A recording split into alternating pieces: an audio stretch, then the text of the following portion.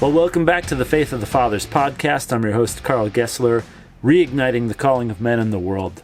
Whether the world likes it or not, men are the leaders of the human race. They always have been, they always will be. That doesn't mean that their leadership is good. Sometimes it is, many times it's not. Today, I want to share with you a story of a woman whose bravery, whose faith, puts many men, including myself, to shame. Not that I don't intend to stand like she did. I just haven't had that opportunity, and I'm not really asking for it. This woman has been through incredible suffering, and her suffering has been the direct result of countless men. The religion of Islam is a religion that was designed by a man to satisfy the base cravings of men. It's designed for the gratification of men, of the lusts of our flesh. And the story you're about to hear from Miriam Ibraheem is one of tremendous suffering, as I mentioned, and it is the result.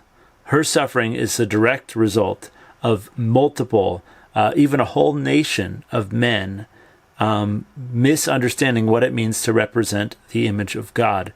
The God that we see in Allah is not the God that we see in the Bible in the face of Jesus, which is why it's so important for us to keep coming back to the Gospels, looking at Jesus. As Bill Johnson says, Jesus is perfect theology. If you want to know what you are called to be, what you're called to look like, look to Jesus. We had this event at our house. It was recorded live, which is why for the video there is no video, because I just had limited manpower and just filming and all that kind of stuff. So we got the audio for you, and it's well worth listening to.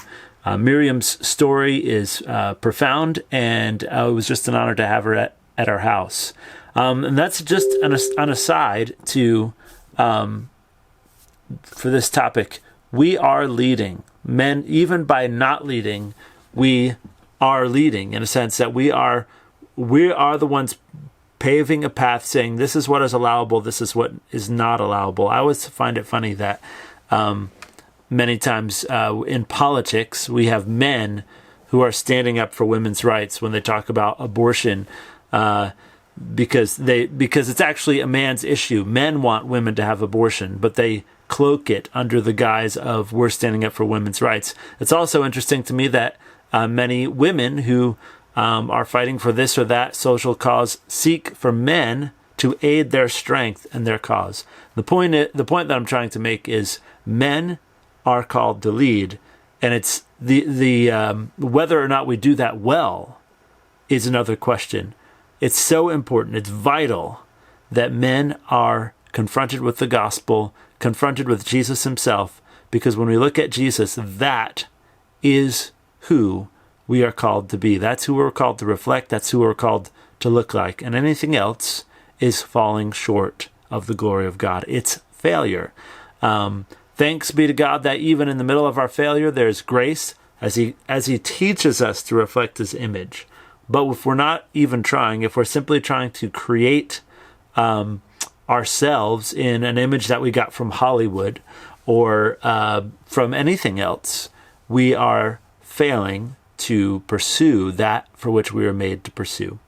As we listen to today's story, let's just focus in on the role men have played in her life, and consider that for all the evil that Miriam has endured because of men, we can be the opposite. We can be good. We can bring good, strength, protection, love into the lives of women and children everywhere. There's a reason that Jesus said, "Let the little children come to me." There's a reason that he constantly honored the women in his life. It's because he was correcting what was deeply wrong in the world and in the lives of men.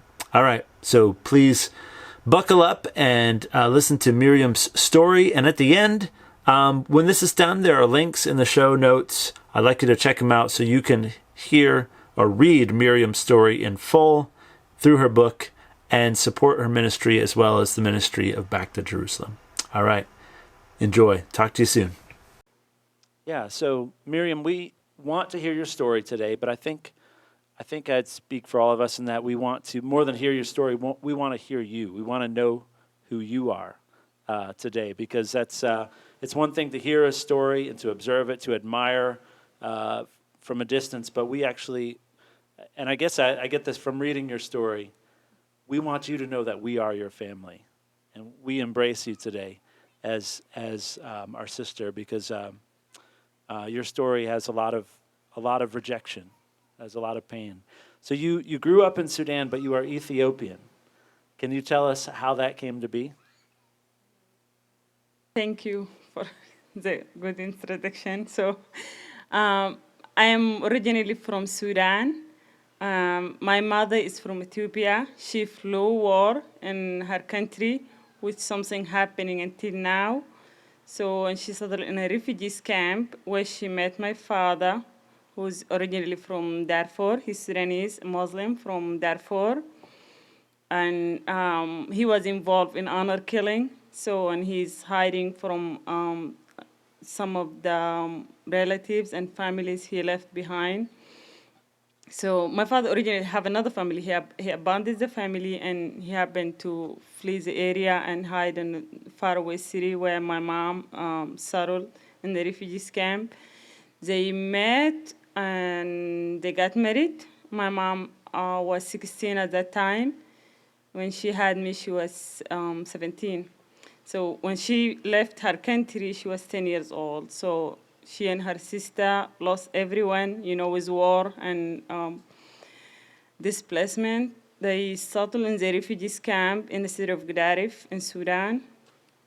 So my mom was Christian, and my father was very extreme Muslim, and he was very abusive to her, and they end up divorced. And then we moved from the refugees camp to a different city, small city. And what my mom did, she had to change our names, last names, because she knew that there's some trouble with my father. And just as a mother, she wanted to protect us. Besides, for us, by the law, we are considered Muslim because our father was Muslim. So So yeah. can I recap that, just because I know just from the book that there's you covered a lot in some general statements, but things have to be pretty bad in Ethiopia. Your life has to be pretty hard for you to move to Sudan as a refugee, because Sudan's not an easy place to live, is it? Yeah, my mom the one who fled the war in Ethiopia. Right. So And there was a then war she had yeah, to flee. there's a war. I was born in a refugees camp in Sudan. And can you tell us, because she married a Muslim man, even though she was a Christian, can you tell us what the reasoning is behind it? Why would a Christian woman marry a Muslim man? Well, the situation was really challenging for her, and just for protection. But it wasn't a good choice, But she's faced a lot of challenges, as a young girl in a refugees camp, and then so she tried to build a good life, and the first thing she thought was married. So So you yeah, said for that's yeah. protection, Yeah. because your mom, you lived in a refugee camp like it was a little town. It was like you were born in it, you grew up in it, your mom lived in it for years and years, and so she felt like she needed a man to protect her, because a woman in a refugee camp in Sudan is very vulnerable, correct? That's true. Yeah. Okay. Yep, and that's what we face later after, I grew up without father, and, but we have our heavenly father, but so physically in life, that's very challenging, for girls to be in a situation like that. And beside being in a Muslim community, staunch Muslim community, like at the school, we have to go through the education. We have no access to Christian education. My mom was very, careful about involving us much on the church. So yeah, because she don't want us to get in much trouble, and that's one of the things that I have to face when grew up and became more understanding between Islam and Christian faith, and seeing my mom how she treated people, and then she was called an infidel and unclean, and we sit shoulder by shoulder, Muslim and Christian student at the school, and we have to repeat the verses from Quran and Hadith that are very hateful, and how bad are they, the infidel and the unbeliever. They will go to hell, if they did not repent or accept Islam. So. Yeah, so just painting the picture, so you're saying in Sudan, basically you have to be Muslim. There's really no, Yeah, there's you are really no born choice. like you are born for your parent, with your nationality, your family name. A part of that, you have the religion. This is like solid ground. You have to. You inherit it from your Yes, you parents, yeah. inherit from your parents. So Muslim men can marry any woman from every faith, but Muslim girls cannot marry any other, individual man from any other religion. But even if, When you a Muslim man married to non-Muslim woman, the children must follow their father's religion. So the mother doesn't have any right to take the children to church or to educate them about her faith or anything like that. And the reason they that, because they believe women are weak and they have half brain. Even like in a testimony at the court, two women equal one man at the court. When you go to witness. So, and when a Muslim girl married to non-Muslim, when a Muslim man married to non-Muslim woman, they think that the husband will convince his wife to convert. That's one of the challenges my mom have to face with my father, because he tried to convince her to accept Islam, but she refused. So they might wear a dress, long dress, they might, you don't have the options, and being involved like in the holidays, the religion holidays. There's no school, there's no work. It's because, it's a public holiday, but Islamic holidays. So, yeah. if you were a Christian and you married a Christian, you would still be kind of second class, though. Yeah, in second Sudan. class citizen. And your mom, you found out after your mom got married, and that your dad had already been married before. Is that correct? That's true. And that and like you said, that he was involved in an honor killing, so he killed one of his own family members, which was his sister. His sister, yes, and another man. He find out somebody just came like gossiping about her standing on the street, just talking to a stranger man. So, and that's a shame. You brought shame to the family. Yeah. So I draw that out because it's so important for us to understand what we live in.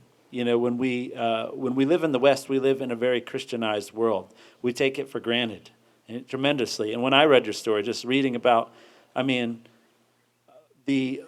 what I would feel as despair if I was a woman, and especially a Christian woman in Sudan, where everything is stacked up against you, all the might, all the strength that is available belongs to men, and they don't seem to have any sense of duty toward protection or serving, but rather just dominating.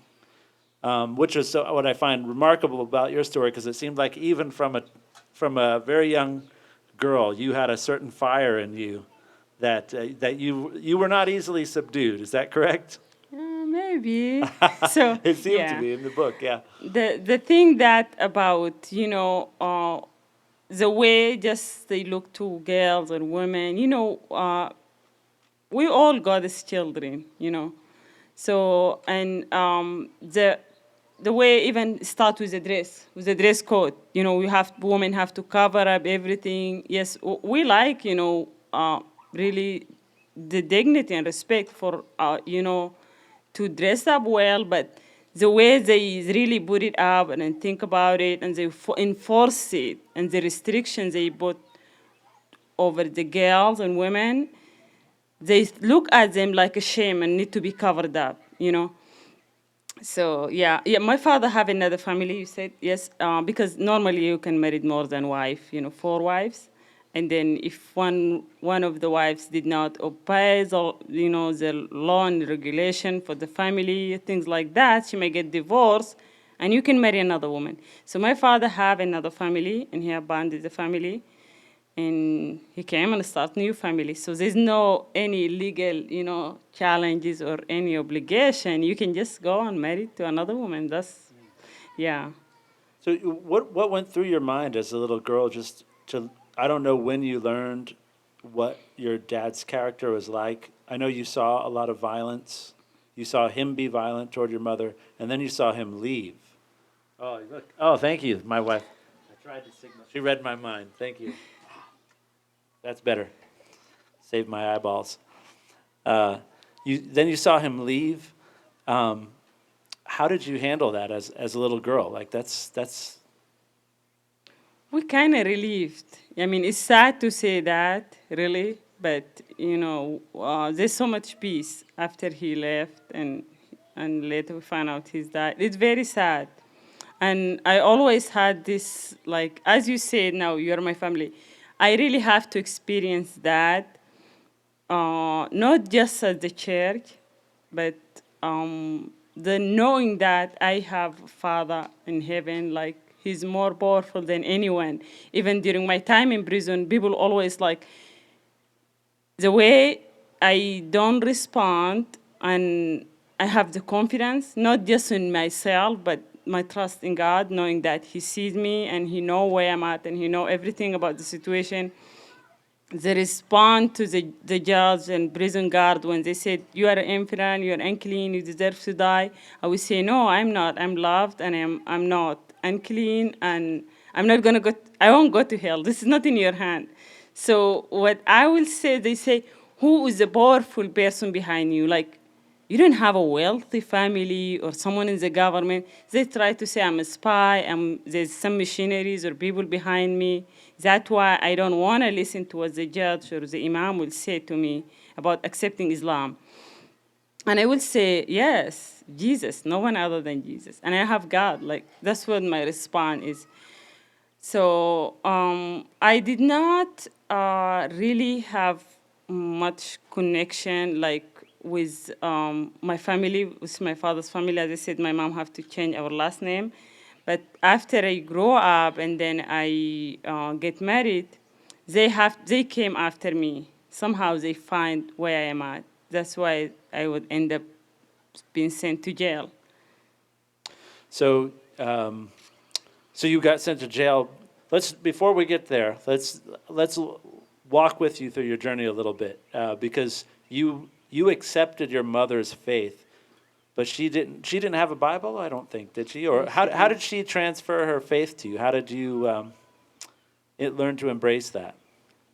In the way that just she live her life, the way she treat people, and the way she's always like to pray, and the way she respond to it's so hard for a single mom in that community to go to work and to work on the market with most men and the surrounding, and yeah, just the way she treat people, and the way they treat us as like people who you don't have much, family, or you don't have bigger family, because they really like kind of idolized, you know, each things in life. The way this wealthy big family, you have to be careful how you talk about them, how you greet them, and how you treat them.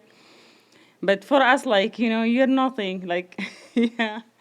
So that's what my mom did. I have a youngest brother and sister also. And my brother was totally different. He's most in Islamic teaching. So, and we were challenged at the school because especially me, the way, like, no, you cannot be Muslim. I mean, Christian, you have to be Muslim. You have to dress up and like that. We do follow the rules and dress up like them. And, there's no much difference on the names, And, yeah. So you went. I remember you say in the book you said you You loved going to church with your mom. Your dad didn't really want you to go, but you'd sneak away and hop on the bus with her if you could. Um, and did she go to was that the Orthodox? Orthodox Church, yes. That would be Ethiopian Orthodox Church? Ethiopian Orthodox, yeah. Okay. And did you read the Bible? Did you learn the gospel that way? Did you? A little bit. A little bit. Okay. Okay. So your dad left. Your mom began. She didn't know where he went, but she didn't let people know because she needed to make a living, right? That's true. So she started a business and got you guys out of the refugee camp.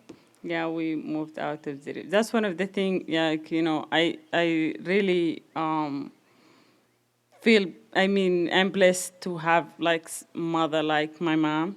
I don't even like to talk a lot about my mom, not because I'm not proud, but there's always something. Even during my writing the book was the hardest part, just talking about my mother. Yes. Because of your love for her. Yeah, that's true, and the thing that me being listening to like you're nothing and you're no like nobody, things like that, and I always remember seeing like the word she spoke into my life. That was enough for me to have all the courage, to be a better person for myself. Yeah, that's one of the things. The first night for me in prison, I was just like, okay, if my mom was alive, this would never happen to me when I was sent to jail. So your mom, while she was working extremely hard to feed you guys and to make a life without a man in a world that's dominated by men, she was really remarkable in that she was a successful businesswoman without in that world as a Christian woman.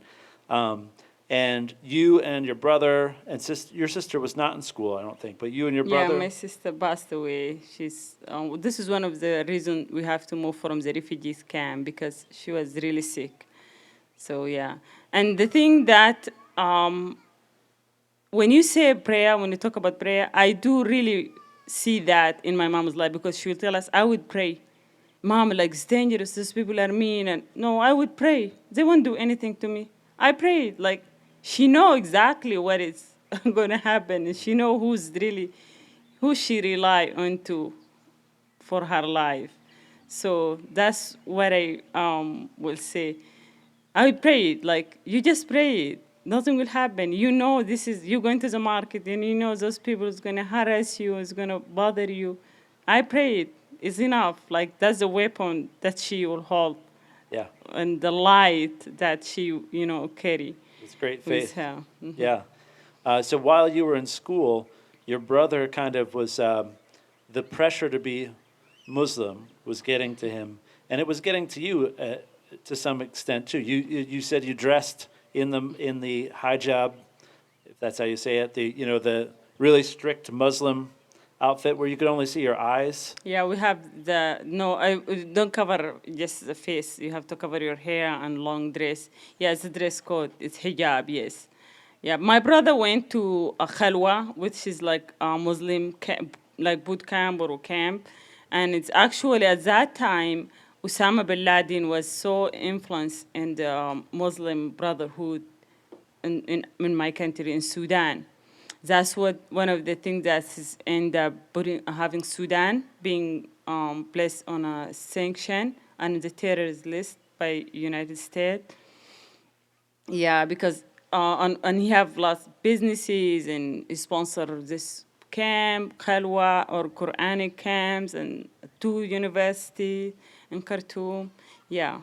And they were very brutal to him in that school. Yeah. It's not a kind breaking, but still it's easier to be an angry and violent man than it is to resist. I remember on 9/11 we are given 3 days of the school and people are marching on the street celebrating and with a victory, and the women, some women have gave birth to a boy. They named him Osama. Girls named Intisar, which means victory. So that's the during 9/11 time. Yeah. at the same time, you were feeling more and more pressure in your school to become Muslim, but there was a breaking point for you where you're just like, I cannot cross this. I am Christian. That's Tell true. us about that. Yeah, I would see, and especially like when I say that, I remember my mom was, she cried, like, and they praying. And I would say, like, at the school, they ask us to march on the street to celebrate. There's people dying. And then my mom crying and she's praying. So, yeah, that's, it's really like clearly. So when I would say that, these people really need prayer, they don't know, like, really know the truth. So I would call into the principal office. Like when I say no, I don't want to repeat this or don't want to say do the prayer. So we have break for the prayer time. I would go and hang out or read books or do other things. No, the Quranic teacher will call me into the office. And yeah, so they don't call my mom. They just take care of me their own. Sometimes they're nice to me, like you have to accept Islam. Islam is good, whatever. And sometimes they are mean. Yeah. The price that you paid for remaining a Christian was that you weren't going to get an education, but you did get an education. How did that happen? I did. So when I left, when I dropped out of high school, I have to go to do some computer classes in one of the Christian education centers called Comboni. It's Catholic education center. I just wanted, the plan was my mom suggested that I should get computer class and then I get job at the library at Gedaref University. So it's a job, to work in a place more than the market with my mom. So, and there where I met one of the missionaries. Um, some of the names in the book are not really, the real names. But so he actually offered to help me finish my education because the teacher said, "Oh, this is Miriam. We have to like the missionaries go travel. He originally reside in Khartoum. He's from Italy. Went to Sudan to serve, but he traveled around. So from Khartoum, he went to my city, Gedaref, and then that's where I met him with other students. So I was able to complete my education and achieve very high score on high last year in high school. And I went to Khartoum University. I was able to go to medical school.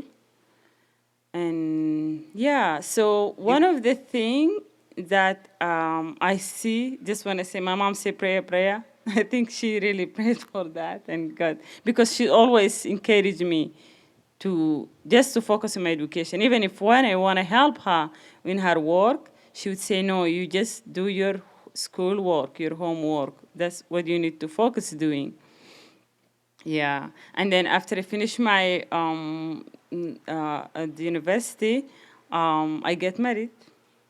My mom passed away just during the end of the last semester, and my mom passed away, and it was very challenging time, and yet was really just God's timing. Was able to be more connected with the nuns and my church, and yeah, they were very supportive to me at that time. And I got to learn more, about, trusting God and growing faith because my mom is word to me like, what I will say. We when we trust God, we shouldn't really put, let fear get into our heart because fear is an enemy. Yeah. You're very modest in your story, and I do encourage you to read the book because Eugene does an excellent job of telling your story. But you got kicked out of school because you wouldn't pray the Muslim prayer, the Shahada. Yeah, so Shahada, like convincing, yes, you accept Yeah. Islam in your life, yes. So you were not going to go to school, but God provided through a Catholic priest from Italy. Is that correct? That's true. So you ended up going to university, and the government had promised that the people that scored in the top 20 in this education program, that the government itself would honor you and would pay a full scholarship for you to go to the university.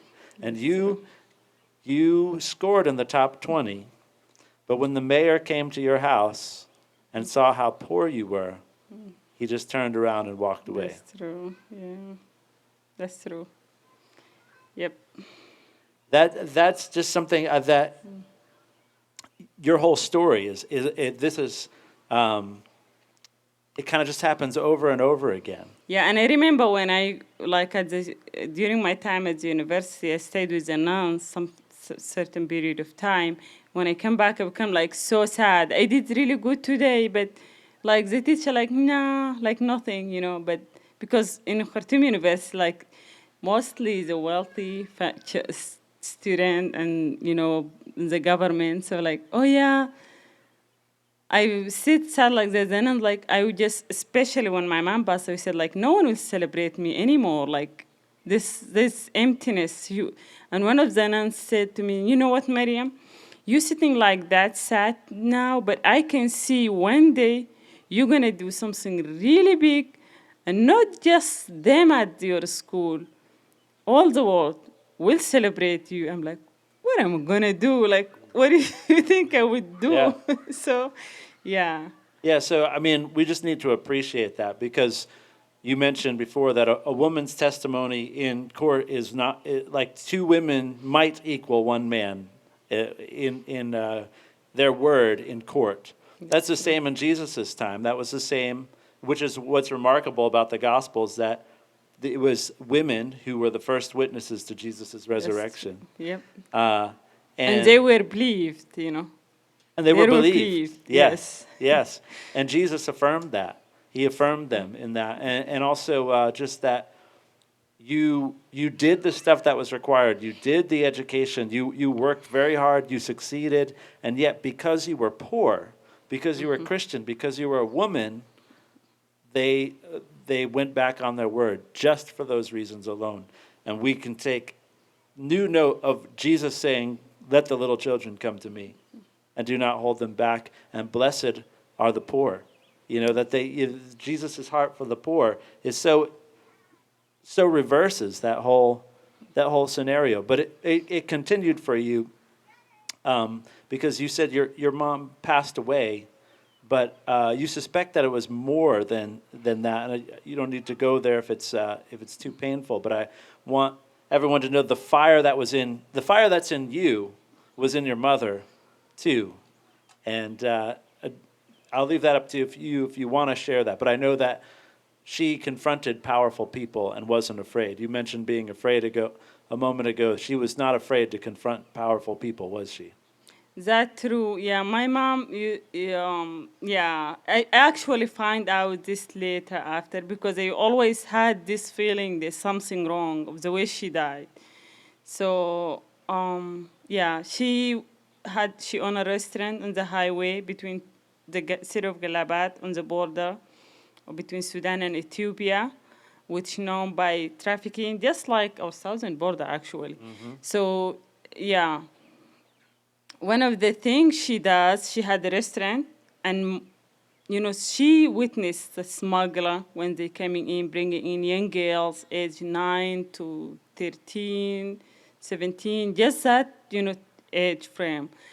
And she started talking to them, like she offered, because she speaks their language, she talked to them. So the smuggler was really concerned. She went to report it. She didn't know that the smuggler actually bribing the border security or the police and the, are in charge of who will come in and out. So it was human trafficking. And I found out they just get mad and whatever they did, they were able. Your mom lost her life because she confronted them. Yeah. That's one of the things. Yeah. So, yeah. Yeah, that's just that's very inspiring, really, because one of the lies we believe, and I think you'd agree with this, is that when we hear there's nothing you can do, you're helpless, you have no power, they have all the power. That's a lie from hell, isn't it? That's and actually, how even I came out to find out, I was just checking with something, and one of the officers still there, and he said, when he saw my story in the news, he said, you remember this one, because sometimes I go and work with my mom in that place during my school break. So yeah, she had a boyfriend girl, and she will come after us. That's one of the comments they said. So So they have human trafficking in Sudan, just like we have in the southern border. People are being bought and sold, especially young girls. Um, and but during this time, you're following in your mom's footsteps. You graduate from medical school, and you also start businesses. You get married, you're pregnant, and you start multiple businesses. And by God's grace, you were able even to get a loan, I think it was, from a Muslim man. one of the families my mom worked with them, yes. Yeah, there is a story too in the book where you hit someone in the teeth, broke someone's teeth out, a young man that tried to accost you, and you are very modest. You have a very a great fire in you that I really enjoy in the book. But you're like, I'm just amazed that you were kicked out of school and yet you still graduated. You were turned down from, you didn't get the scholarship that you should have gotten, and yet you still went to university. You weren't supposed to be able to succeed, but you were succeeding. Why? How? Why was it working for you? It's God. I mean, yeah, I really, I was setting that's it up the for you. truth. Yeah. It's God things, really. Even for me to be here today is just, I believe miracles every day. Wake up in the morning with long list as I am to do. And so, yeah, one of the things that's, after my graduation, and then my mom passed away. I got married. And it was something really was shocking to everyone. Like, are you sure you're going to make it? Like, you take your time, do this and do this. And I was like, I want to build a family. Like, that's what I thought, something that's, is the time for me to do that. I get married and I start my business. I didn't know yet anything about my father's family. And out of nowhere, my business was really very successful in just short time frame, but God really worked, opened many doors for me to do that. And it was challenging, even by the law, you cannot own a business if you are younger than 35. But just people really interested in helping because I have these good ideas and this encouraged me, like, yes, you can do it. So one day, it actually starts with phone calls. My husband is originally from Sudan, South Sudan, but he lived in the United States for years. So I didn't see how they got to know him. One of the things we do as a church, we go to retreat for like 5 days, a week, 3 days. And one of the girls is in a wheelchair. And my priest will say, because people really have so much to say mean words and bully about people with disability, and we don't have much accessibility like what we have, like ramp, transportation is so hard for people to get around. And she's in a wheelchair. So far, my priest would say, Miriam, you're the only person I would trust to take care of her. So and I would like, yeah, I would do. And I'm really kind of like strong, like I would be the wheelchair. And I asked, like, come here, let's help. So people like look like that. I said, come here, give a hand. So we pick up the wheelchair and transferred her. So it was very easy. And she really like felt it's different way. I was treated different. So we became friends. And by the time I got to know her families and everything, and we are at the same church. So here I met my husband, the father of my children. We got married. He's in the United States, but we talk with Skype, phone, and we have go to visit to Sudan. We met, and then we get engaged, and then we were married. One of the things that I want to do, I want to have 20 children. 20? 20 children. 20 children. So, yeah, I will tell you what happened later. So my husband will come. So there's no plan. Okay, he live in United States. No, I'm not going to United States. I'm staying in Sudan. I'm build my business and everything. I like US, but I don't feel like I'm prepared, to start my new life in a new country with everything. I feel like I have a home at that time, but I didn't know that this is just like temporary things, whatever I have, even here now. So we decided I start the business. He would come back and forth visit because there's no way I'm going. So he said, okay, I'm going to come back to maybe I can settle in Sudan if the business work well. So while we just, starting up everything, I have my first child, my first boy, Martin, and still continuing between church, my business, and home. I didn't go back to anything about my medical degree. So that's for some reason. And it's all God's plan. And what happened, my husband went visit to, Martin was, he just started crawling. My husband went visit to Sudan, and I started receiving these phone calls. We are your family. We're looking for you. So, and it's ended up with a call from the police. I have to come. And I said, when I get the phone, the phone call, I said, oh, maybe someone from my businesses or whenever people who work on my farming land or wherever get in some trouble. So I have to go and see. I'm confident, like I have to walk to get to the police station. Like I don't have to get arrested. So I went to the police station where I met the people. Here we are. Your brother is looking for you. And I remember he's holding the knife. When you talk about honor killing and things like, he's holding the knife like that and sitting. Yes, this is our sister, and they're calling me with Islamic names. Yeah. So Miriam. he's been calling you this, a stranger to you has been calling you for weeks, maybe months, and he keeps calling you his sister. But you've never met him in your life. He wants to meet No. with you. You won't meet with him. But then the police call you into the office, and there he is in the office, and he's got a He's in knife. the he said. office, yes. Yeah. So was very strange situation. So I asked to speak to them. The officer said no. So I have to. The question was, who you are, and what you doing, and we want you back. I'm like, I have my own family. I'm holding Martin, my son, on my arm. Like, so one of the things that I have to do is to provide my marriage certificate. I'm married as a church. So this was another trouble for me. Like you saying you're Christian and then you married. We don't know who is this man you married. And, you can't marry without your family's permission. I said, well, I did. So I have to provide the marriage certificate, and it's big trouble because it's church marriage certificate, and it stated that I'm Christian.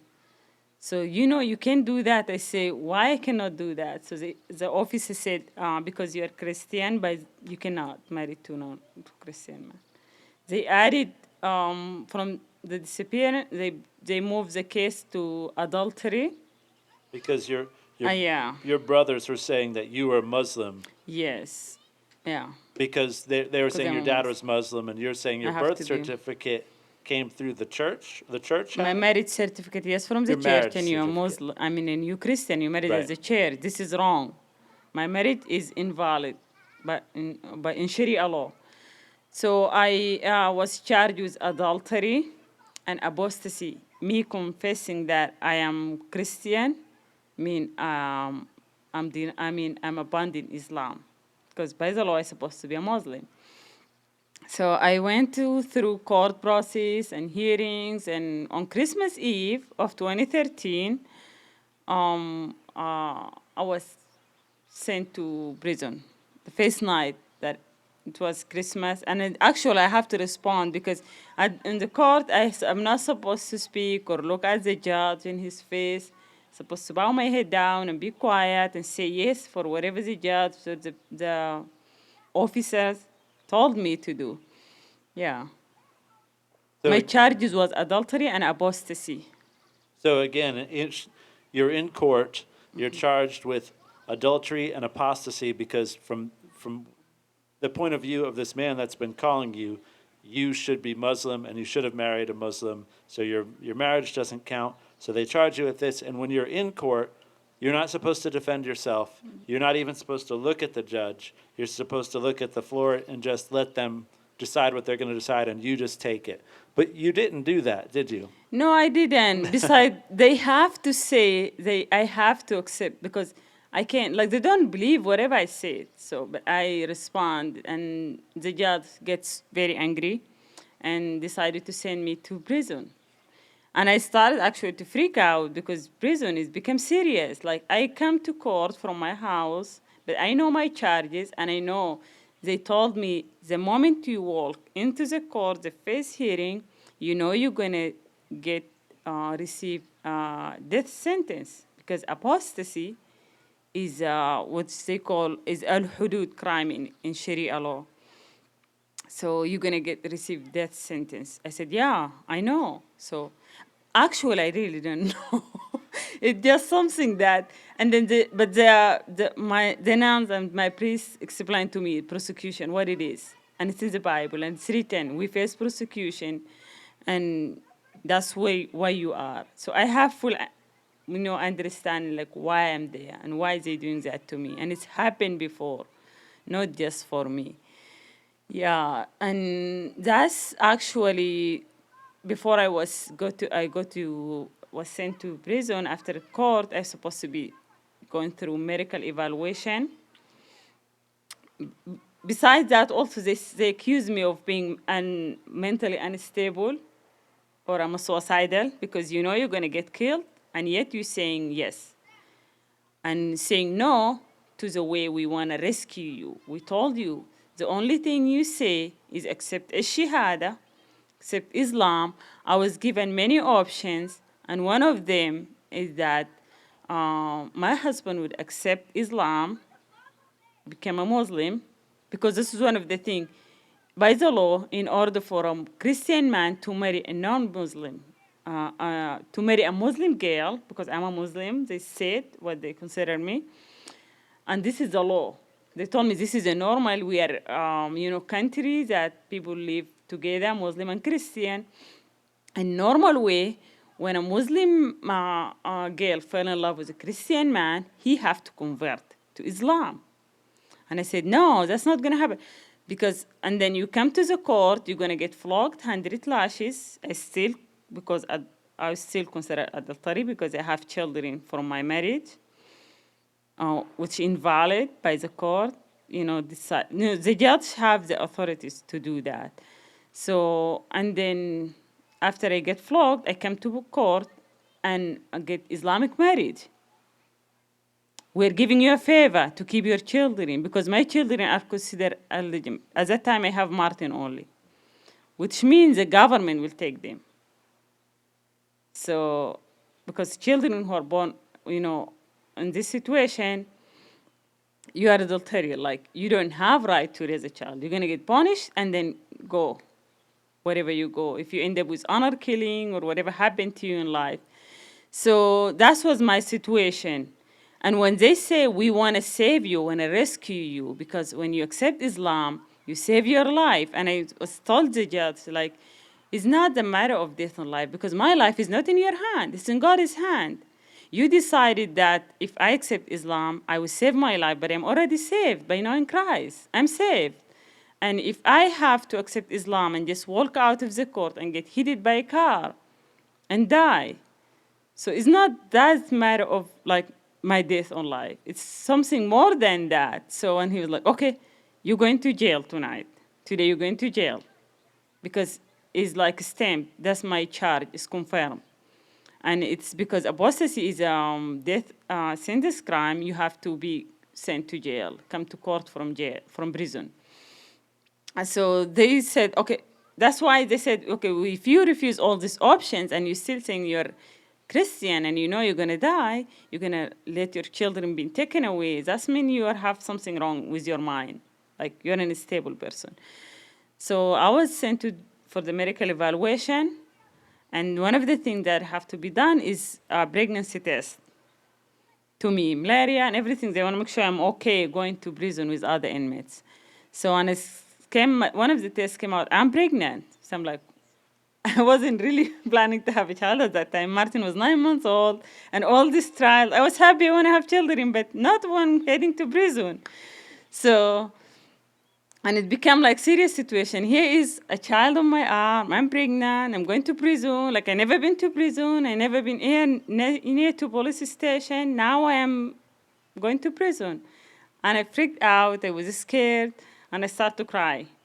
They were happy seeing me in that situation. They thought, oh yeah, she's gonna change her mind and say, okay, to Islam. And I didn't do that.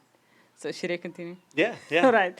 So on the first night after receiving the news, you're pregnant, I'm carrying my son, I came from my house just wearing, close to court. Like I wasn't prepared to spend the night out of my house, and tomorrow's Christmas, Christmas Eve. So I walk into the so because it's like end of the week, and it was Thursday, I think. I remember, yes. And tomorrow's Friday is Islamic holiday, so it's a day off. So okay, and the end of the day, so I have to be kept on a cell next to the court. By there's another police station next to the court. It's jail, would say court. So, and there's other women in there. I walk into the room, and those women are like all these bruises and black eyes, and they look like, I mean, it was so horrible situation. So I hold my son in my arms. They have to take most of the things out of my purse, including the money and everything, because I'm going, I have to keep it on with at the office. Yeah, and it's a winter time. It was very cold at night, very cold on the floor. And, I mean, it's a very bad situation. And I freaked out and I started to cry. And I just remembered my mom. I said, if my mom was alive, this will never happen to me. This is where I start, like, okay, but Martin lay down, and I thought, okay, let me just pray. Remember Father John's word, like persecution, and I am here because I love Jesus, that's all. Not because I am an emperor, not because I'm unclean, not because I am bad, or whatever they said. So, and I was just like, this, I close my eyes, and I hear this deep voice.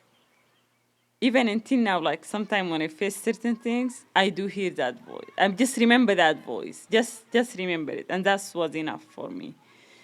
What did And the voice say? touch over my shoulder, like a touch. I felt it. And like, you are not alone. And that was just what I want to hear that moment. Like with all this fear, and I felt Satan is getting into my heart. Like, yeah, my mom said, don't let fear into your heart. And that's what is happened. And then with Jesus here, and I open my eyes and I start to scream like, who you are? What did you say? Say it again, because I want to hear it. I want to hear I'm not alone. I'm in prison. So, So you heard and his this voice was and you were Jesus. just saying, say it again. Where are you? Where are you? Yeah. Yes. That's When good. I started screaming and talk like that, the other women, because when I was escorted into the room, the officer was kicking me and like, you crazy, you stupid, all this stuff. The women have an idea I'm crazy person. So not that crazy, like, mentally crazy person. I'm saying, okay. They call into the office and said, this woman is really crazy. She's talking to herself and she's calling names. What did she say? She said, Jesus. Oh, yeah, let her dead Jesus come and rescue her. She's going to die like a dog. So, yeah, the officer was so mean. Yeah. That's what they said to God. Jesus too. Let him Yeah. come down from the cross, right? Yes. If he's the Son of Why God. didn't do So that? there are a lot of other Ethiopian girls in prison with you that were trafficked. That you can be abused by a man, and then they can accuse you of being a prostitute and throw you in jail where they're regularly abused as well. You saw a girl who was pregnant thrown against the wall by The officer. an officer. The prison guard, yeah, the jail officer. Yeah. It There's- was really bad.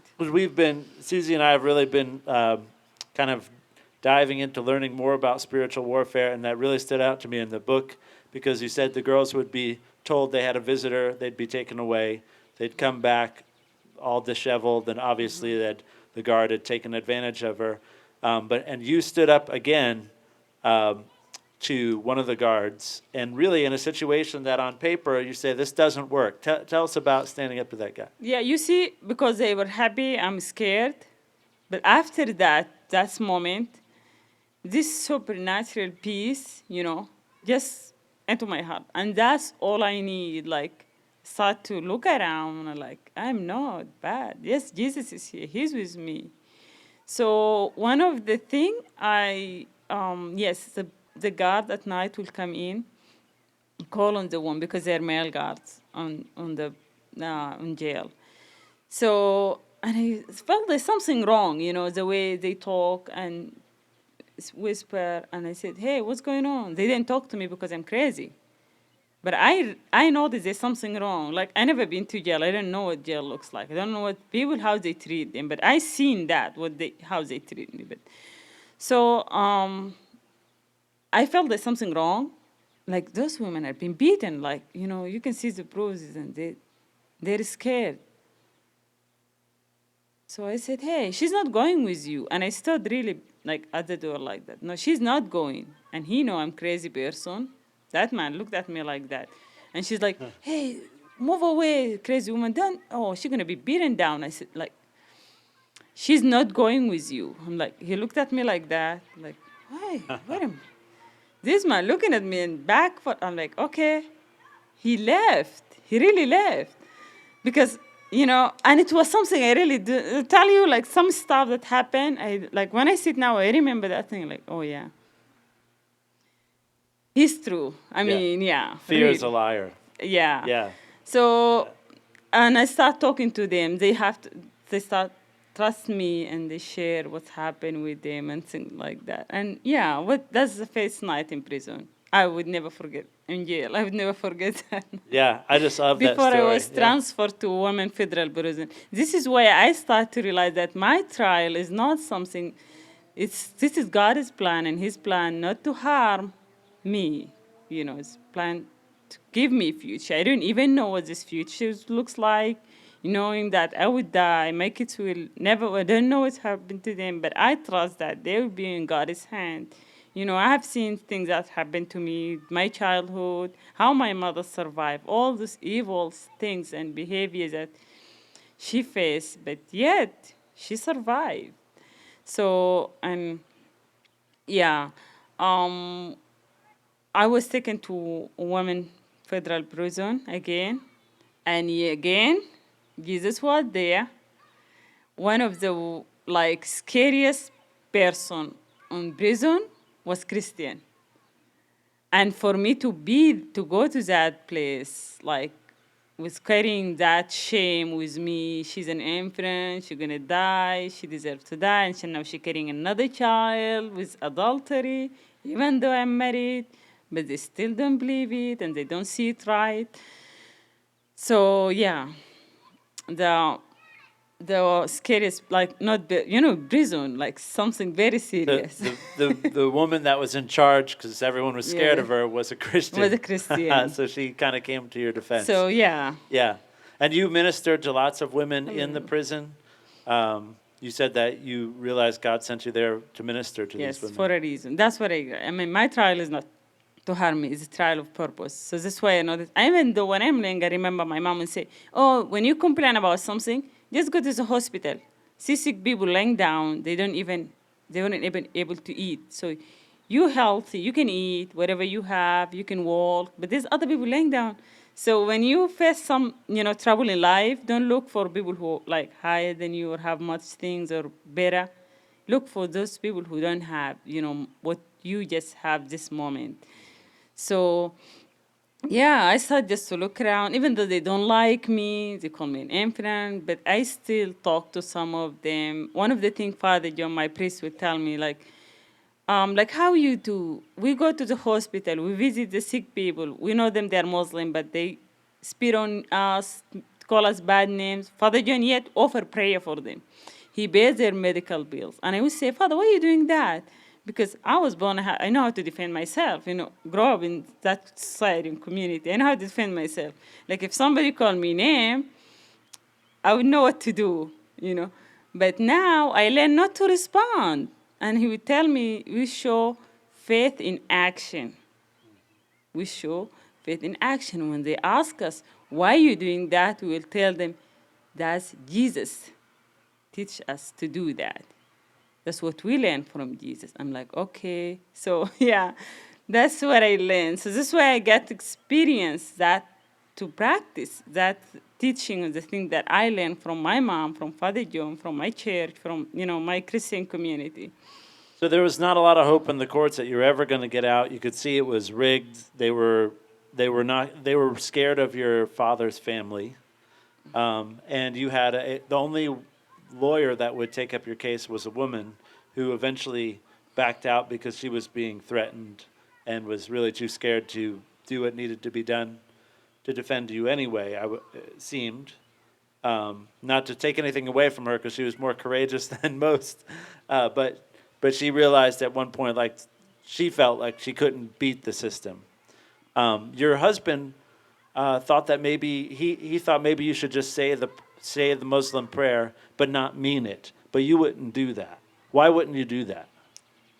Yeah, because this is, it's when we say I believe, or you say I trust God, and I believe in Jesus, it's just a matter of something between me and God.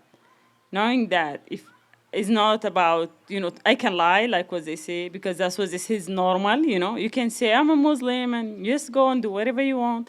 It wasn't an option for me, to do that, really. Yeah. So the lawyer was threatened by, we have very corrupt government at that time and even now. They have this group called NISS, it's National Intelligence Security Service. So they went, like, at that time, I was rejected, really, and because everybody was scared. Everyone is scared. And my case actually became like, this is the face of Islam, what is Sharia law looks like. And they don't like that. When I say the face of Sharia law situation, there's a lot of things that can happen. And they told me it's normal. You can say yes and say, I'm going to do whatever you want to do. You don't have to be really Muslim 100%. Just save your life. And it wasn't just an option for me. It's non-negotiable. A negotiable situation. So I was left alone and rejected, and I know that they're gonna, end up with receiving the sentence or whatever. But I know deep in my heart that God sees me, and like Jesus said, let your will be done in my life. Mm-hmm. So my children are supposed to be sent to the orphanage because after my execution, so they killed me. So and they're illegitimate, their father have no right, like, to take them or anything. It was very challenging situation. Like, you can see death is everywhere and fear is everywhere, but it wasn't in my heart, it's in their heart. I was forced to receive Islamic, treatment they thought I have, yes. Yeah. I was brainwashed by black magic. So the Imam will come in and read Quran over me. And yes, at the end of the trial, I was given 3 days. I remember that day, just go to court, come back. It's just so, yeah, challenging situation. Like, you didn't even know what's really want. Like, I'm carrying my son on my arm. I'm pregnant. I did not do anything to harm no one. I did not break the law. But yet they see me as bad as I could be to get killed, and flogged. I received a sentence for adultery and apostasy, with 100 lashes for adultery and death by hanging for apostasy. And now, when I say that, there's something, when I was sent before the day I was sentenced, I was given 3 days. It's according to Sharia law. To again, last chance to think and receive some consultation from imams and from prison guard to talk to me about, you're going to die if you did not accept the shahada. I remember going from the court heading to prison, knowing that it's the last chance. That's my last chance. And I was given 3 days. And I remember heading to prison, thinking about, yes, 3 days. And it just came to my mind like, Jonah stayed in the well for 3 days. Jesus, before he raised, 3 days. I'm like, 3 days, 3 days. It just have meaning. It happened to me. I'm like, God have some. I mean, I'm not like them, but God have something for me. It's a miracle. And I'm praying because I wanna have like request, like prayer, like point to give it, like what I want from God. Because He said, call unto me, and I have a calling. Like, Father, this is what I need. I need a miracle to survive this situation because I want to be able to raise my children. I don't know how, I don't know where. So, and it happened. So when I came back after the 3 days, during my sentence, just again, stand up at the court, like in this cage, like where really, really serious criminals was supposed to be. And the judge asked me again, another imam came in, talked to me about Islam. Conversation was very short. I cut it off because I'm not interested. And they normally don't do that, but he really did. They normally keep talking, like, even if I don't like to hear it, he would talk. But that day, he just cut it off and went out. She did not listen. When I say imam, in Sharia law, we have the law and constitution and everything, but in certain cases, even like when the government want to establish new law or want to do something, they ask this group called Islamic Fiqh Academy, they ask them for fatwa or consultation because they want to do everything according to Islam. They might tell you this is not, apostasy is never in Quran, apostasy is never in Sunnah. That's what the challenge now we're facing. But actually apostasy is in Islam. It's not in Quran and it's not in the Sunnah, but in the Sirah. And what the Sirah is what Muhammad actually did during his time. Not everything he did was stated in Quran or in a Sunnah. But it's in the Sirah about how he did things, like how he treated. There's people converted from Islam. They changed their mind. They were killed. So that's what it is. So the Imam was there because he had to be there. My case was really serious, and the judge have to ask for fatwa. Whatever the Imam will say, the judge will do because it's all according to Islamic Sharia law. So that's why I received my sentence, and then the judge said, you receive 100 lashes and death by hanging, but this is why it's a miracle. Because Islam is religion of mercy, we cannot hang a pregnant woman. So you're given 2 years to nurse your child, and then you get executed. So the child will be taken away from him. I'm like, that's a miracle. He didn't know what I said, but I felt that way. And actually, there's what a man was sentenced to the same crime as I am, and he was executed the next day. So his lawyer were not even prepared, like, to appeal. My lawyer was ready with their appeal immediately, so they can give it more time. Because what they did at the court, they arguing my case from human rights perspective. Like Sudan is a country in the United Nations, and he signs the Declaration of Human Rights Law, whatever. So, yeah. And then I walk out knowing this is my miracle. And I wasn't really prepared. I wasn't ready for that pregnancy. And that is the end of the trial, is the reason I was given a second chance, and I was given new life. Yes. Yeah, so if you didn't catch it, when she was in court, they put her in a cage. Like you were a really dangerous criminal. They were scared of you. And then they had an imam go in the cage and kind of try to persuade you that Islam was a religion of peace, which you didn't accept. And so if you had not been pregnant when you went in, you would have been executed immediately. But it was God's grace. You were pregnant, and so they said, we're going to wait till you have had the child and weaned the child. And, when we think of these things, the scriptures say we don't war with flesh and blood, but with principalities and powers in the heavenly places. You got a new lawyer he was really good. He was Muslim, but he wanted to win the case for you. And you guys went to the U.S. Embassy, and you've really found no sympathy, no real sympathy. And I thought it was interesting in your book, you said the judge made a face at you of just like disdain. And the woman, the American woman at the U.S. Embassy made the exact same face. You said it was creepy. That's what it says in the book. It was creepy. And sometimes we need to realize, like, we're fighting a demonic presence. It's not just a system. It's not certain people. It's a demonic presence that wants to devour us. And I think that was pretty profound.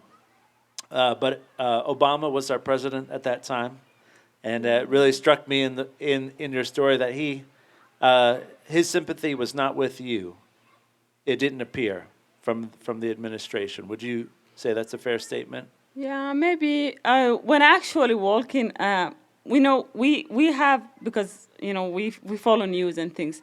So walking out of the U.S. Embassy, I remember that time. I didn't go there for it. When I went there, with advice from the lawyer, which my children are a U.S. citizen by birth, but we don't have I didn't really was able to get them their documentation because we don't have the embassy. After some of terrorist attacks happen, there's not much people there. Like you can go to the embassy and do the paperwork. Besides, their father came here, so one of the things I supposed to do, if they have their U.S. citizen document, so they can be sent after my execution. They can come. They can be brought to United States. So that's one of the things that there's a hope. So if I get killed, at least I would know my kids don't grow up, on the orphanage and as a Muslim, because Martin was given Islamic name in my prison file. When my daughter was born, Maya, they didn't want to put the name I gave it to her. They put her anonymous, like anonymous. She didn't have a name, unknown. Anonymous, yeah. That's when I left the day I left prison, I called in and I asked for Maya to be baptized. That's the first thing I did when I was released from prison, because she doesn't have a name. So she has have a name and identity with in Christ. So yes, and that's why I went to U.S. Embassy and walking out the response from the I don't want to be politicalizing this thing, but this is like the thing what happened. I'm not saying that out of hate to nobody, but as you said, is a demonic. It's not about, as God use people to do good work, Satan do use people who have no heart, for God, and have no heart for the gospel. So I remember just thinking about, it's really sad to say that, but the Ambassador Stephen on with Benghazi. So I just came out like, if that's happened to those people, like, what is my children and me? Like, why, that's what it is.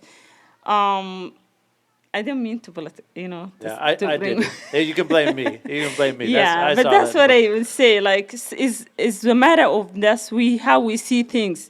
How we see things, and we can pray for that. Actually, we can pray for God, like, to open their heart. That's what Yeah. we say. Even when I was sentenced, the moment that I would look at the judge's eyes and the prison guard and all of them, I would just remember when Jesus, he said, when he was crucified, Father, forgive them, for they do not know what they are doing.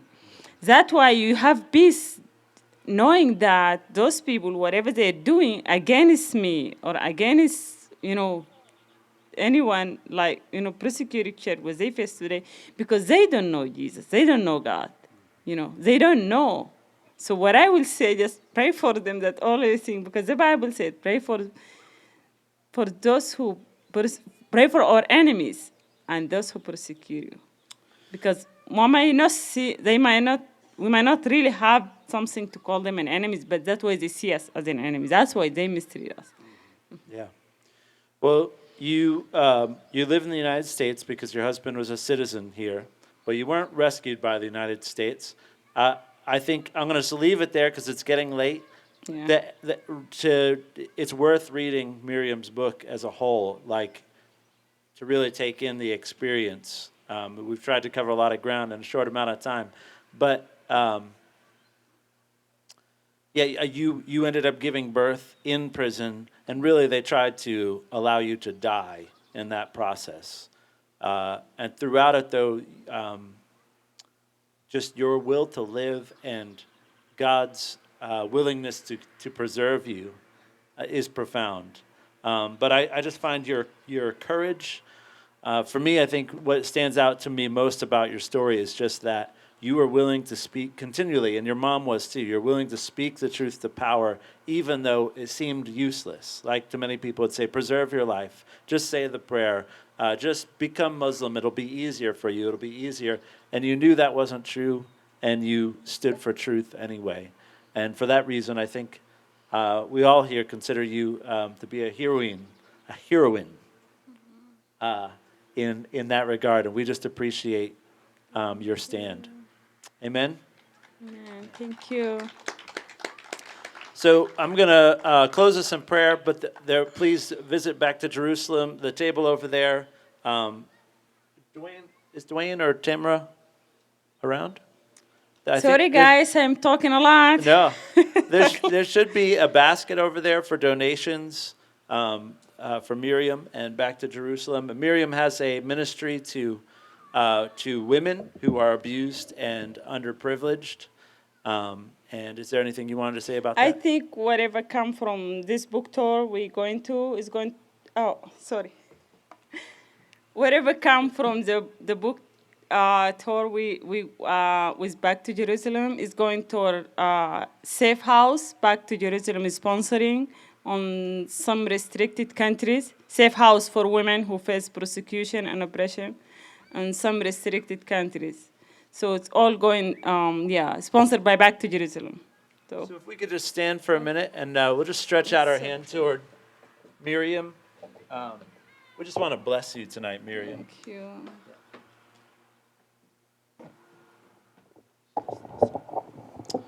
So, Lord, we just thank you for our sister. We thank you for preserving her through so much. We thank you for bringing her here. We thank you for her courage, her testimony. Lord, we know she still faces trials, anxieties, different challenges, Lord, that involve pain.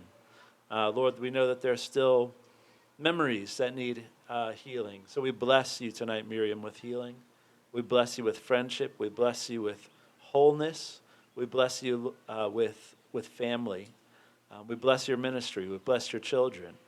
We bless Sudan. We bless Ethiopia with more of your glory, with the peace that passes understanding, with the softening effect of the Holy Spirit. And Lord, we just thank you for your presence here tonight. And I bless everyone who's come out tonight. Lord, may the things that we've heard today, the things that were said, the things that were sung, the things that were prayed, resonate in our hearts to bear fruit in the days to come, Lord, that we would all live with courage and freedom and boldness in the days ahead. Amen.